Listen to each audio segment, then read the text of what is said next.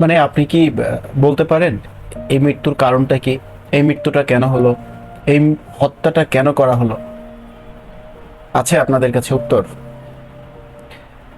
উত্তর আপনাদের কাছে নেই, আমাদের কাছেও নেই, এই সমাজের কাছেও নেই, এই রাষ্ট্রের কাছেও নেই। কারণ এই উত্তর আমরা ভুলে গেছি।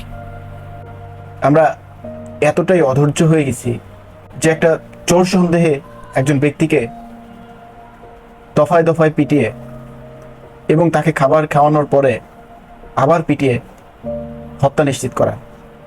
আমরা কতটুকু মানসিক বেকারগ্রস্ত হয়ে পড়েছি, সেটা আবার আমাদের বাংলাদেশের শ্রেষ্ঠতম বিদ্যাপীঠ থেকেই এ ধরনের ঘটনা ঘটে। এই তো মাত্র কয়েকদিন আগে আপনারা জাস্টিস বলে চিল্লাইছেন, ফ্যাসিবাদকে উৎখাত করার জন্য রাজপথে জীবন দিয়েছেন, রাজপথ রক্তে রঞ্জিত হয়ে গেছে।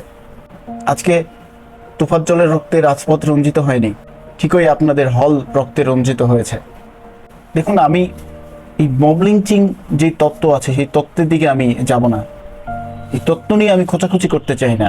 অনেকেই অনেক তত্ত্ব দিয়ে, যুক্তি দিয়ে, তর্ক দিয়ে বলবেন, আমি সেদিকে যাব না। প্রতিহিংসা এমনই, ঠিক আকাশের দিকে মুখ চেয়ে থুতু ছুড়লে যেমন নিজের কপালে এসে পড়ে। আজকে যে ঘটনার সাক্ষ্য হচ্ছেন, আগামীকালকে সেই ঘটনার শিকার হবেন। এটাই প্রকৃতির নিয়ম।